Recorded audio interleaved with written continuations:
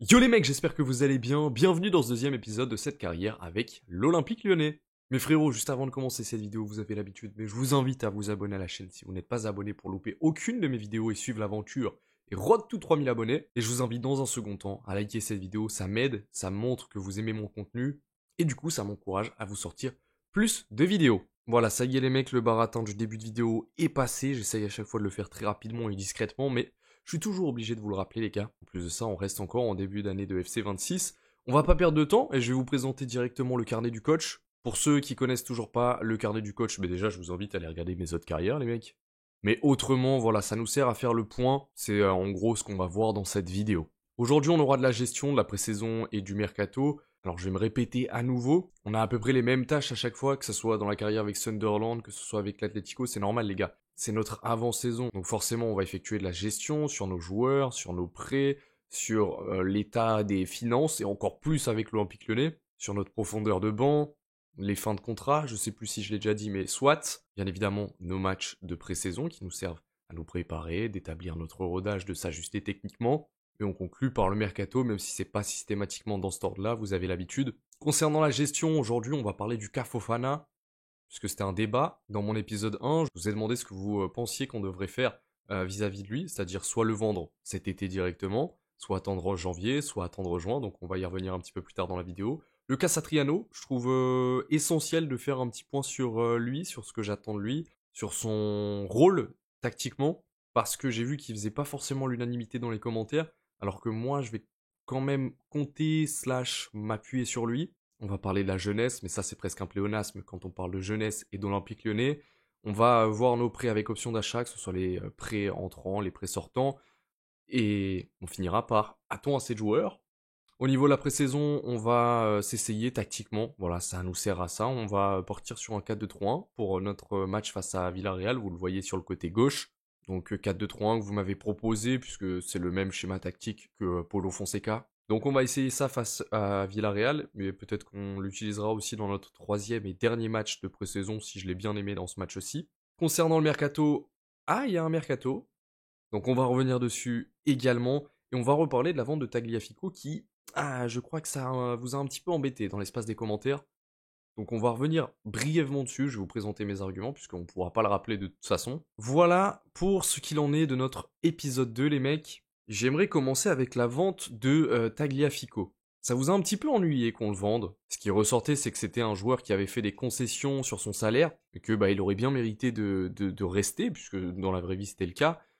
Sachez encore une chose, je le redis, je l'ai dit dans la carrière avec l'Atlético Madrid, les cas des joueurs dans la vraie vie sont des cas indépendants dans notre carrière. Je peux m'inspirer de la vraie vie, pas toujours, ça peut arriver, mais dans ma carrière, le coach, c'est moi. Je prends également les décisions vis-à-vis des recrues, vis-à-vis des départs. Dans la vraie vie, c'est Paulo Fonseca, donc Paulo Fonseca fait ses choix. Dans notre carrière, c'est Coach Tuco, c'est moi, donc je fais mes choix.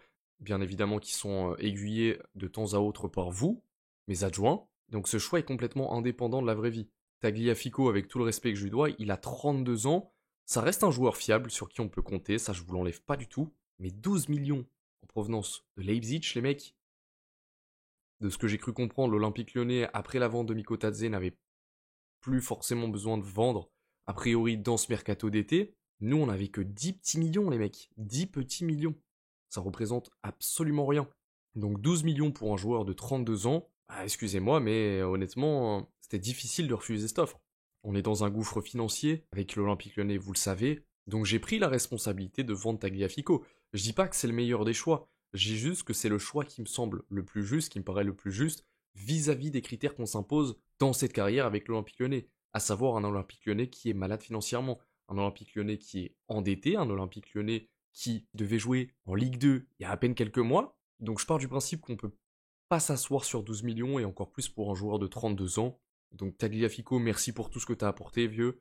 Mais voilà, c'est mon choix. J'espère que vous apprécierez peut-être ou non ma manière de justifier ce départ. Mais moi je vois les choses comme ça.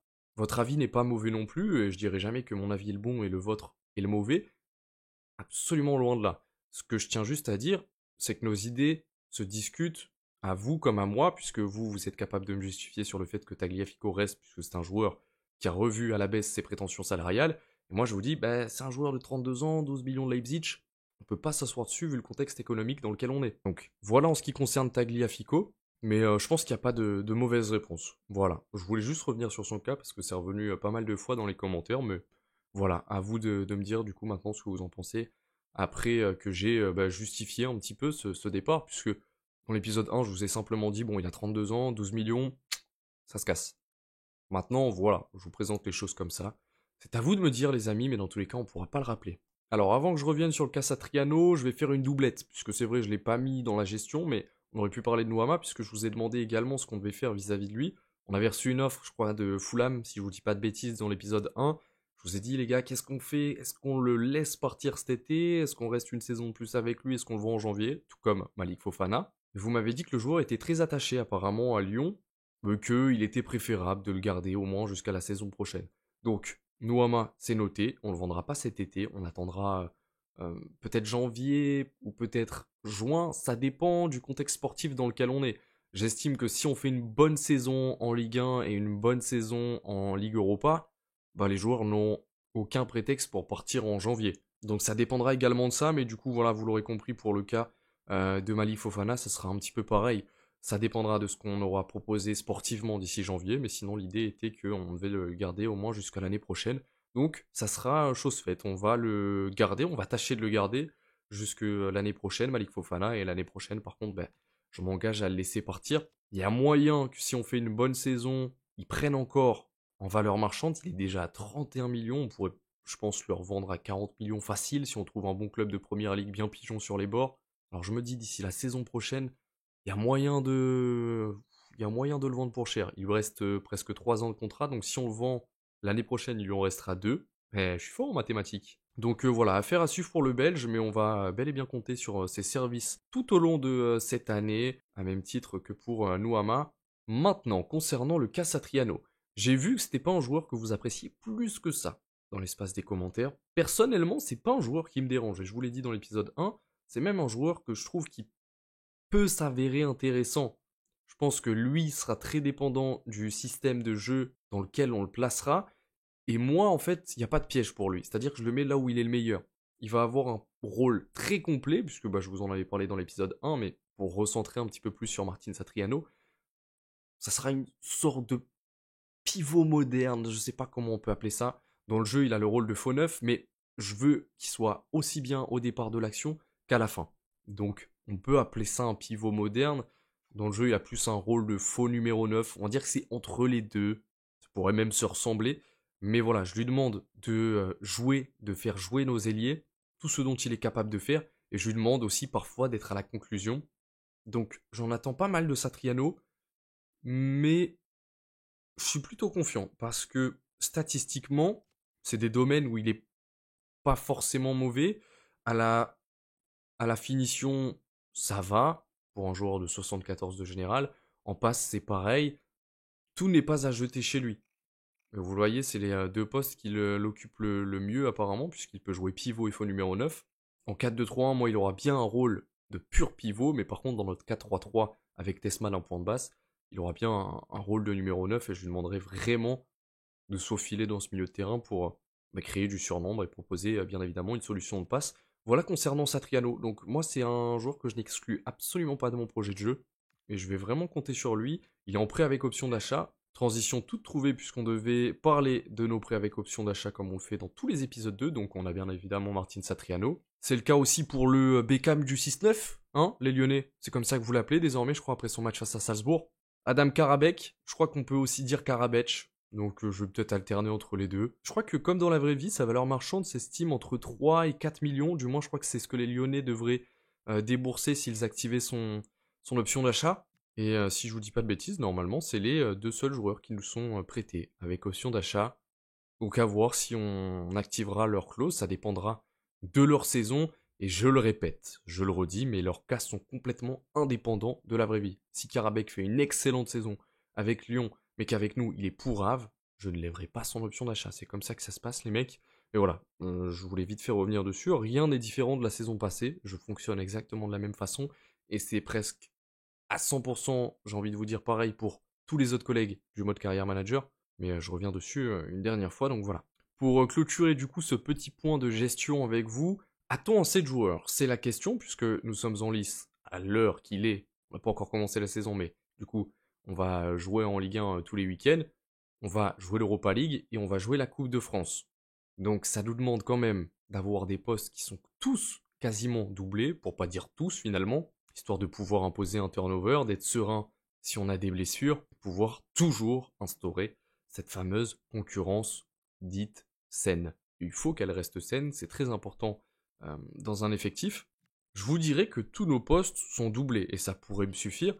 Je vais vite fait passer en revue avec vous. Maitland Miles, il a Barisic, qui est un joueur du centre de formation lyonnais. Tout au long de notre saison, ça va être important de donner du temps de jeu à nos Titi. Je sais pas comment vous les appelez, vous les Lyonnais. Mais bref, en gros, de donner du temps de jeu à nos jeunes du centre de formation et surtout de leur donner de la confiance.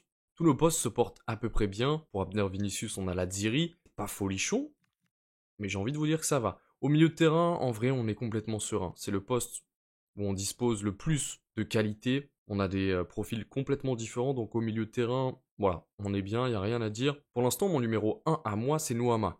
Mais sinon, on a pas mal de monde quant à ce poste, puisqu'on a Rachid Ghezal, on peut également faire jouer Pavel Souch, et on peut également faire jouer Karabek, qui joue plus côté droit que dans l'axe. Je vous avoue que c'est pas les caractéristiques que je préfère pour un joueur sur les côtés. Il est pas super rapide, mais en revanche, il a une excellente patte gauche. Donc, que ce soit pour appliquer intérieur, pour jouer dans le cœur du jeu, ou même pour centrer sur son pied gauche, c'est plutôt pas mal. Mais autrement, moi, je préfère des ailiers rapides, agiles techniquement, bons à peu près des deux pieds pour qu'ils puissent aussi bien centrer que rappliquer dans l'axe. Donc, pour Karabek, on verra. On verra. Donc, c'est pareil, à droite, on est plutôt serein. Dans l'axe, je pense qu'on n'ira pas chercher un attaquant tout de suite, puisqu'on a Molébé du centre de formation. Et pareil pour Alejandro Gomez Rodriguez. D'ailleurs, les Lyonnais, je crois que j'ai cru voir, je me suis un petit peu renseigné, mais les Lyonnais voudraient un petit peu plus le voir jouer. Il y en a qui s'exclament, qui se demandent s'il n'a pas forniqué avec la fille du coach pour qu'il ne joue jamais. Écoutez, je suis pas dans toutes ces petites histoires-là. On va essayer de lui donner du temps de jeu. Petite préférence pour Molébé, quand même, je préfère un petit peu son profil. Et à gauche, on a le petit, je crois que c'est Alfonso, c'est ça, c'est Alfonso Moreira. Bon, dans le doute, on va juste dire Moreira, je vais peut-être dire de la merde, que j'aime beaucoup. Honnêtement, j'ai vu un petit peu ses entrées, très percutant, capable de prendre la profondeur, juste techniquement, à l'aise. J'ai bien kiffé le peu de ses entrées que j'ai vues. Donc, je pense qu'on a notre doublure pour Malik Fofana, hein. Tous nos postes sont quasi bien. Ça pourrait être mieux, mais on est dans un contexte difficile, inutile de vous le rappeler. Sauf la défense. La défense, j'ai du mal. L'œil verte, il fait absolument pas sensation de ce côté-là. Et autrement, c'est tout. Après, on nous propose Barisic, Mangala ou De Carvalho, que je vais garder pour le milieu de terrain, à qui je vais essayer de donner du temps de jeu aussi, parce que dans la vraie vie, il en bénéficie de plus en plus. Donc, vous l'aurez compris, il va nous falloir un défenseur axe. Ça nous mène donc à notre bon vieux listing des transferts. J'ai rajouté pas mal de joueurs, que ce soit de mes idées ou des vôtres que vous m'avez proposé dans les commentaires. Je vous avoue très sincèrement que Disasi était, je trouve, l'idée la plus sexy sur le papier. Voilà, le faire revenir en prêt, ça nous aurait rien coûté. On aurait peut-être pu négocier la totalité de son salaire avec Chelsea pour que il le paye sur la saison où il restait avec nous. Mais j'ai l'impression que je le retrouve beaucoup d'Issasi dans pas mal de carrières cette année. Et j'ai envie de vous proposer des joueurs différents. Donc l'idée me plaisait à 1000%. Mais voilà, ce que je me dis, c'est que c'est pas forcément chouette pour vous de retrouver les mêmes joueurs dans différents clubs de chaque carrière sur YouTube. Donc, mon idée, c'est recentrer sur le petit Johan Gadou. C'est un ancien Titi parisien, ça fait 1 an qu'il est du côté de Salzbourg. Et en fait, cette idée m'est venue à la suite du match face à Salzbourg. Voilà, aussi naturellement que ça. Il a pas mal de potentiel, il a que 67 de général. Je pense qu'il accepterait de venir dans un second rôle, j'aime pas dire ça du tout. Mais pas en tant que titulaire numéro 1, mais bien évidemment, il aura du temps de jeu. C'est un défenseur plutôt rapide malgré son gabarit. C'est un joueur extrêmement physique, très puissant, je trouve. Il va pas nous coûter grand chose. Ah, je me dis, ancien Titi parisien qui a passé une année du côté de Salzbourg, ça peut être intéressant. Et économiquement, voilà, ça coûte pas si cher que ça. Sachez que j'ai noté toutes vos idées. On va garder un œil sur Nathan Zézé. Je me dis, après avoir coffré une saison du côté de l'Arabie Saoudite, pourquoi pas le faire revenir du côté de la Ligue 1 l'an prochain. J'avais mis Omer Agic aussi parce qu'il me semble semblait que c'était une bonne idée, mais je crois que le joueur veut rester du côté de Montpellier en ce qui concerne cette saison. J'ai rajouté également les joueurs coréens, dont je ne citerai pas le nom pour des raisons évidentes, je n'y arriverai jamais, que le frérot Alan m'avait proposé. Mais je sais pas, cette idée, je trouve qu'elle est plutôt sympa. Donc on va tout de suite approcher Salzbourg pour... Bah non, je veux pas payer sa clause. Ça y est les mecs, bah, ça a été très vite, je leur ai proposé 2 200 15% à la revente, ils m'ont dit let's go, vas-y, n'en dis pas plus, ça nous va très bien. Donc bon, bah, c'est pas très grave au pire des cas, pour 2 millions. Je vous avoue, j'ai un petit peu peur de m'être fait baiser. Bon, bah, c'est pas grave, dans tous les cas, trop tard. On va négocier son contrat avec lui, bien évidemment. Tu vas revoir tes prétentions salariales à la baisse. Ici, on est à l'Olympique Lyonnais. On ne roule pas sur l'or, mon petit. Et voilà, les mecs, il a pas été trop gourmand. Je sais pas s'il va franchir la porte d'entrée. Apparemment, ça a été. Je crois qu'il touche seulement 200 balles de plus qu'à Salzbourg. Il était à 4007. Là, il sera à 4009. Il a une petite prime d'habillement. Voilà, on lui a donné une carte cadeau pour se faire plaisir chez Intersport. Et c'est tout ce qu'il nous a demandé. Il n'a pas été trop gourmand. Bah, de toute façon, on pouvait pas non plus trop se permettre. Il portera le numéro 2. Johan Gadou. Let's go. Putain, il est super, super grand. Notre premier recrue, j'ai bien hâte de voir si je me suis fait douiller ou pas. On va regarder notre note. Mais on a un B. Ok, bon, on aurait pu faire mieux, c'est dommage.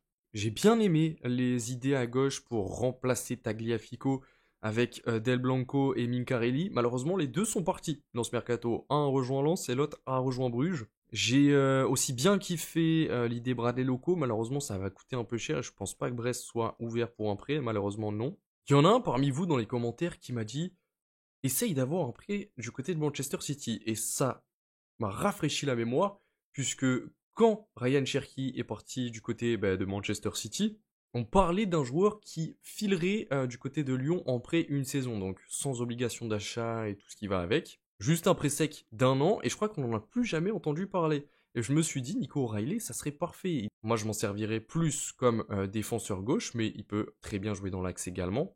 Et je pense que avec Calvin Phillips, c'est le joueur le plus enclin à partir en prêt du côté d'un autre club. Donc je me dis, on va approcher Manchester City pour avoir notre prêt. Sinon, on ira au Prud'homme. Hein, ils nous doivent un prêt, j'ai pas oublié. Personne n'a oublié. Je sais pas vraiment ce qu'il en est de cette histoire de prêt. Je crois que ça s'est pas fait du coup, puisqu'on n'a pas de joueur de Manchester City en prêt. Mais j'en avais entendu parler. Donc on va approcher Manchester City, ils sont ok pour un prêt. Le seul problème c'est qu'il y a Dortmund aussi qui le voudrait en prêt apparemment. Donc on va essayer de négocier avec eux avant le Borussia pour un petit prêt sec de 1 an et ça serait parfait. Partage des salaires, allez, faites-nous une fleur. 30-70. Bon non mais c'est des malades.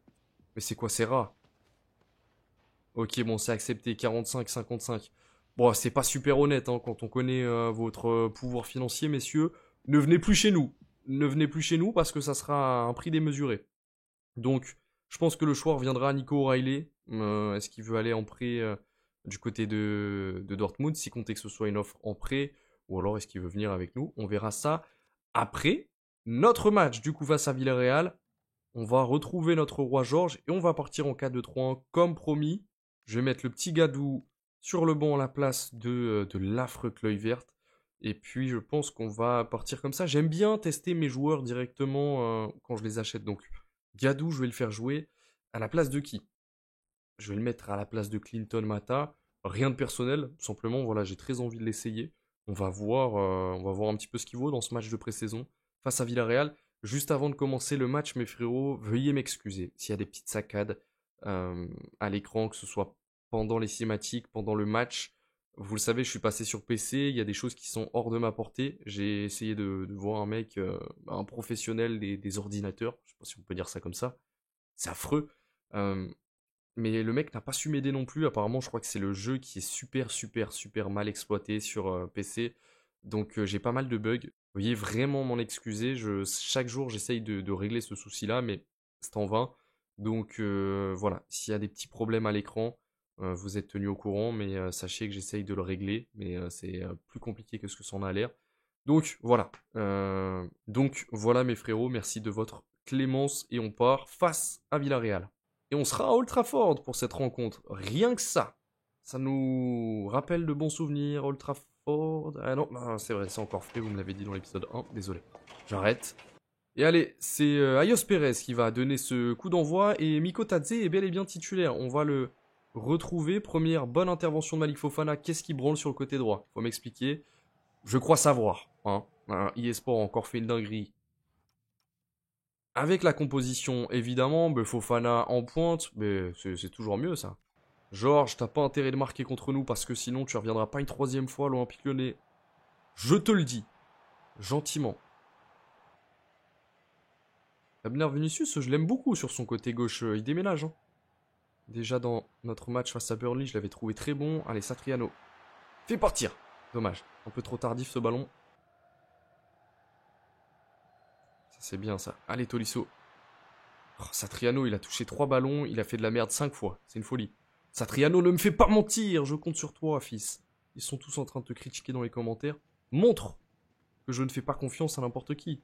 Pour l'instant, on est sur un Villarreal plutôt timide. Hein, voilà, ils jouent dans leur camp, c'est tout ce qu'ils font. Ils s'enferment, ils nous font courir. Bon, je pense que la rencontre devrait se porter un peu mieux si on marque. Allez. Oh, dommage. Mais qu'est-ce qu'il m'a fait? Mais pourquoi il a glissé comme ça? Mais qu'est-ce qu'il a fait? Mais en plus, il fait une faute. Mais c'est pas vrai. Mais il va me faire mentir.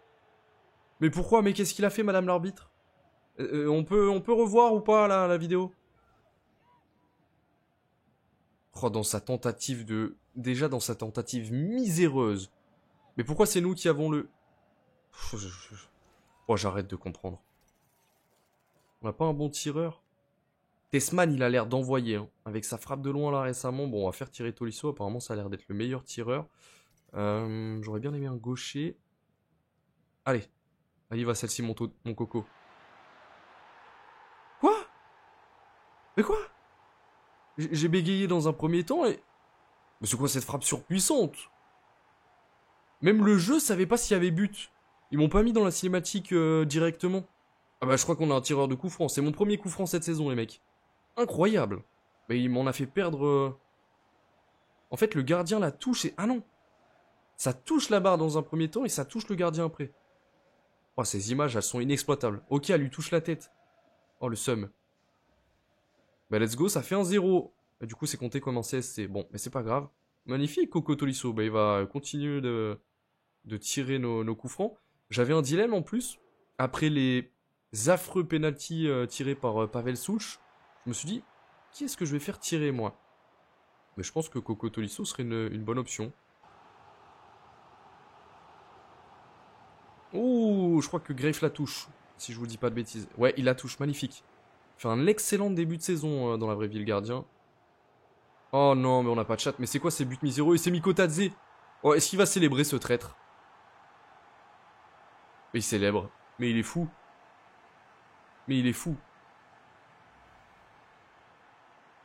On va revoir ce but. Les 2 buts qu'il y a eu, ils sont affreux. Je sais même pas si c'est vraiment lui qui la met.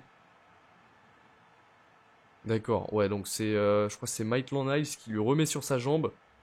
Et il est là au bon moment, au bon endroit, quoi.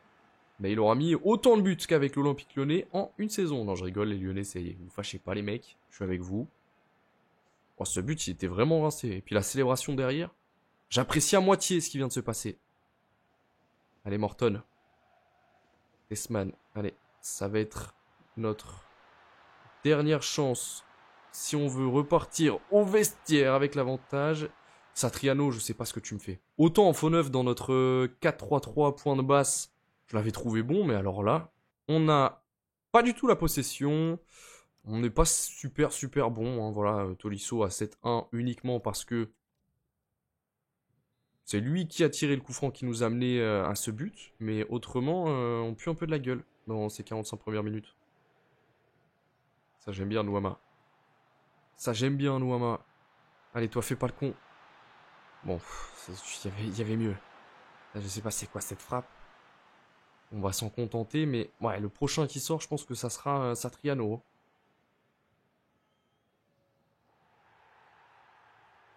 Qu'est-ce qui s'est passé? Je comprends rien à ce match. Ça se voit que c'est une bonne femme qui... Non, rien. Rien du tout. Qu'est-ce qui s'est passé? Et en plus de ça, il a bousculé son coéquipier après. Non, c'est bien Coco Tolisso qui va le tirer. Maitland-Niles, je suis désolé avec tout le respect que je te dois. Allez, Coco Tolisso. Allez! Oh la Panenka. Oh mais là là, mais c'est un nouvel homme. C'est un nouvel homme, Coco Tolisso. Bah, j'allais dire le doublé. Non. Pas vraiment le doublé dans notre cœur, mais sur la feuille de match, ça sera différent.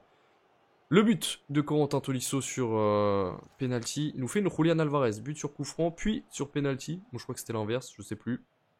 Une Panenka magnifique. Allez, on reprend l'avantage dans ce match face à Villarreal. Équipe calibre Ligue des Champions quand même. Hein. Oh là là, mon coco, mais il me régale.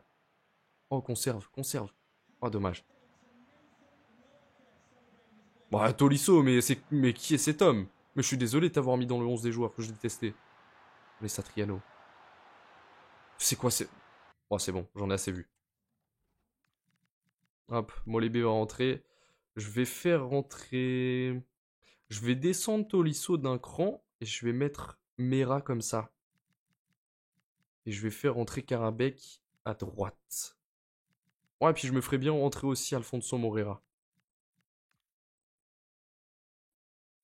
Et puis de Carvalho également. Voilà. Et puis Pavel Souch, honnêtement les gars... je vous dirais un petit peu que je sais pas trop quoi faire de lui. Dans la vraie vie, bon, il est pas mauvais, mais j'ai pas envie de vous dire qu'il est bon non plus. Il est moyen, mais il se donne à fond. Et c'est ce qui est louable. Mais là, dans mon jeu à moi, je sais pas trop où le faire jouer, quoi.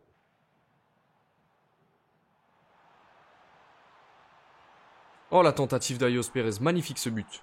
Il a été à 300 000 à l'heure, Ayos Perez. Faut évidemment pas lui laisser beaucoup d'espace, sinon il nous punit directement. L'égalisation des hommes de Marcelino. Allez, faut faire attention à Pepe, là, qui prend de la vitesse. Sur son côté, la tête et l'arrêt de Grave. Magnifique. Allez, on dégage ça. Oh là là, non, c'est quoi cette relance de merde? Magnifique, encore une fois, Grave qui est resté attentif. Ça, j'aime bien. Ça, j'aime bien, on écarte. Allez. Allez, Karabek part, merde. Parfait. Du pied droit, ouais, c'était miteux, ça, un petit peu. Hein. C'était pas terrible, terrible. Allez, Khalis Mera avec Alfonso Moreira. Il va à 2000 à l'heure, Moreira, j'aime bien. Ah, dommage. Il va tellement vite que pour mettre la passe dans le bon timing sans que le joueur qui déclenche l'appel soit hors jeu, c'est compliqué. On fait un 2-2 face à Villarreal. Honnêtement, ça me va plutôt bien. Voilà, équipe calibre Ligue des Champions. Donc ça me va plutôt bien. Je suis satisfait de ce nul face à Villarreal. On a eu la possibilité en plus de ça de faire rentrer des jeunes joueurs. Donc c'est un petit plus. Et Khalis Mera a fait une bonne entrée. Mention spéciale à Coco Tolisso qui a fait un match de malade mental. Et notre dernier match, ça sera face à Leeds, les amis. Je voulais vous montrer brièvement les joueurs que j'ai rajoutés dans mon listing. Plus au poste de BU. Au poste de BU, pour l'instant, voilà, je pense qu'on va pas aller chercher un joueur. Ça sera au moins pas avant janvier. Sinon, j'avais rajouté Kroupi, qui est du côté de Bournemouth. Ils sont ouverts à un prêt. Donc en vrai, ça peut quand même être intéressant. À vous de me dire, je sais pas trop. J'ai rajouté Adam Olzek, mais ça serait plus pour du long terme. Et puis rejoindre ses compères tchèques. J'ai rajouté Milik, qui n'aura pas beaucoup de temps de jeu cette année du côté de la Juve. Et en plus de ça, la Juve serait OK pour un prêt. Donc c'est vrai que ça pourrait être pas mal du tout. Un petit retour en Ligue 1 de Milik, qui avait été plutôt bon avec l'OM. Pourquoi pas, j'ai rajouté Dalinga également.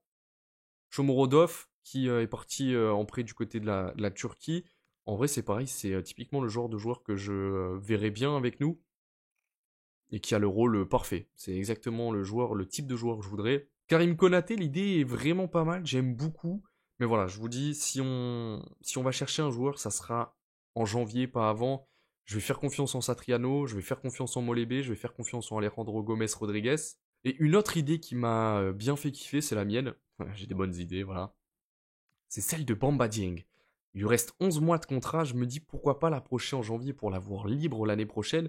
Il y a beaucoup d'anciens Marseillais qui sont passés par l'Olympique de Marseille et inversement. Voilà, ça se fait beaucoup plus, c'est beaucoup plus fréquent que Marseille-Paris, Paris-Marseille. Et encore que, on voit des cas comme celui d'Adrien Rabiot. Donc ça me choquerait pas plus que ça. C'est un joueur que j'avais kiffé du côté de l'Olympique de Marseille parce que je le trouvais bon. Voilà, honnêtement, on l'a dégagé un peu brusquement, je trouve. Et pour moi, il a encore pas mal de qualité à exploiter. Donc Bamba Dieng, ça me ferait vraiment kiffer.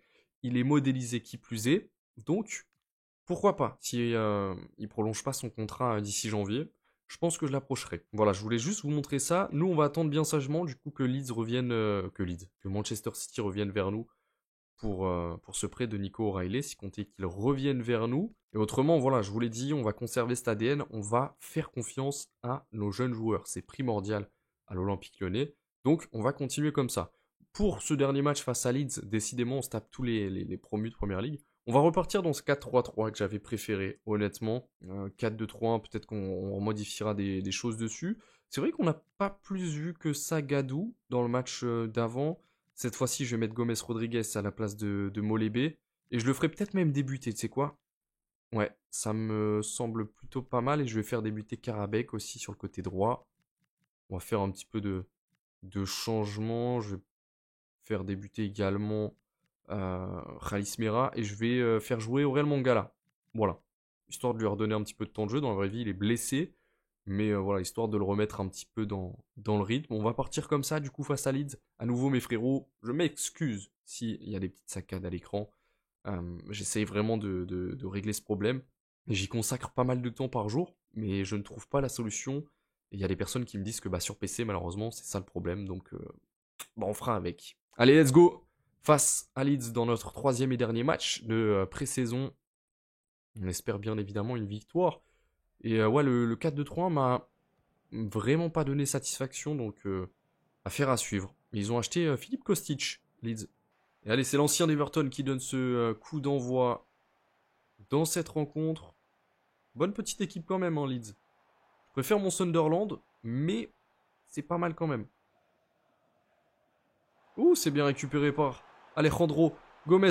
Rodriguez et la tentative et le 1-0. 15e minute de jeu face à Leeds. Mais il peut complètement tirer son épingle du jeu là.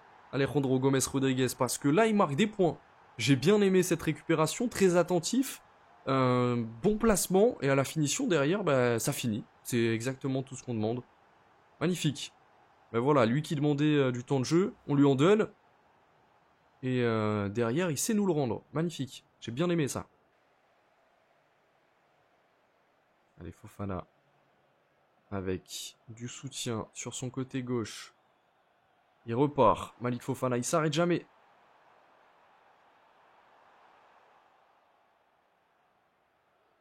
Allez, on arrive un petit peu plus à poser notre jeu dans ces 25 premières minutes que face à Villarreal. Allez, Karabek avec Maitland Nights. Le bon appel pour Coco Tolisso, la frappe du pied gauche. On les pulvérise. On leur donne une leçon de football, Leeds. Et décidément, je suis 100 fois plus fan de notre 4-3-3 point de basse. Et je pense qu'on va vraiment continuer comme ça. J'aime beaucoup. De base, petite confidence, je voulais ce ballon pour Malik Fofana qui avait déclenché l'appel, vous le voyez. Mais il l'a fait en retrait. Presque un petit peu au-dessus du point de pénalty pour Corentin Tolisso. Bon. Tolisso qui nous fait une vraie pré-saison, les mecs. Hein. Honnêtement, je suis agréablement surpris. Il a envie d'être sélectionné par Didier Deschamps. Il a envie. C'est tout le mal que je lui souhaite. Je suis très surpris là dans ces 30 premières minutes de jeu. Très très content de mon équipe. Oh mais Tolisso, mais faut qu'il s'arrête. Ce mec me fait kiffer. De toute façon, on peut pas trop soudoyer les arbitres. Donc on va devoir se contenter de leurs décisions. C'est la pause. C'est la pause. On pourra plus payer Clément Turpin malheureusement. Oups, j'ai rien dit. Pour l'instant, on mène très largement cette équipe de Leeds, pas à la possession, étonnamment. Mais dans le jeu, dans ce qu'on propose, on est bien au-dessus d'eux. Maitland Nights qui fait une sacrée première période.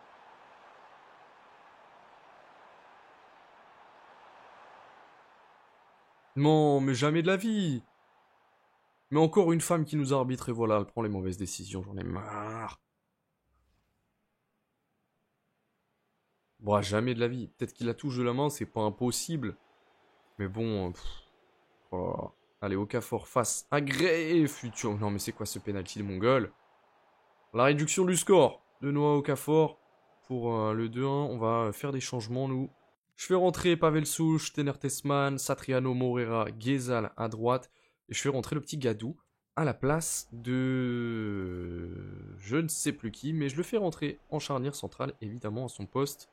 Et puis Écoutez, si on peut remarquer un but, ça serait pas trop mal pour la confiance de Satriano, qui n'a pas mis un but, je crois, dans cette pré-saison. Et Gomez Rodriguez qui arrive et qui plante directement un but.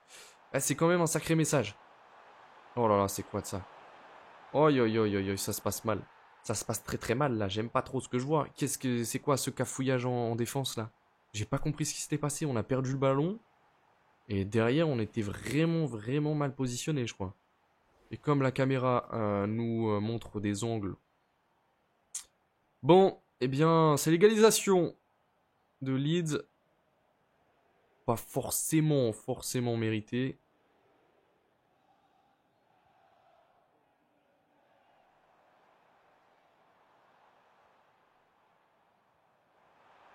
Oh, oh, ça c'est le football que j'aime. Oh, ça me parle. Oh, cette action.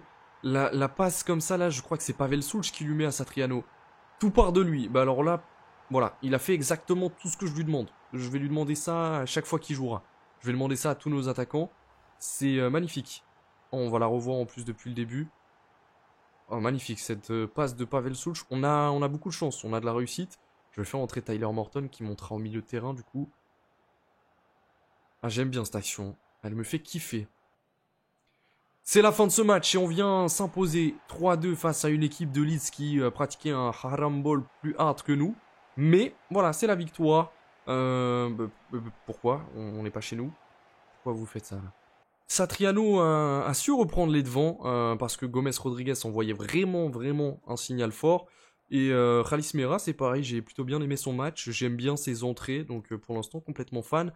Et on clôture de la meilleure des façons face à cette équipe de Leeds qui nous a quand même fait un petit peu chier. Voilà. Notre première journée, ça sera face à un ancien de chez nous, puisque ça sera face à monsieur Pierre Sage. On n'a pas de nouvelles pour l'instant en ce qui concerne, je vais peut-être avancer, Nico O'Reilly.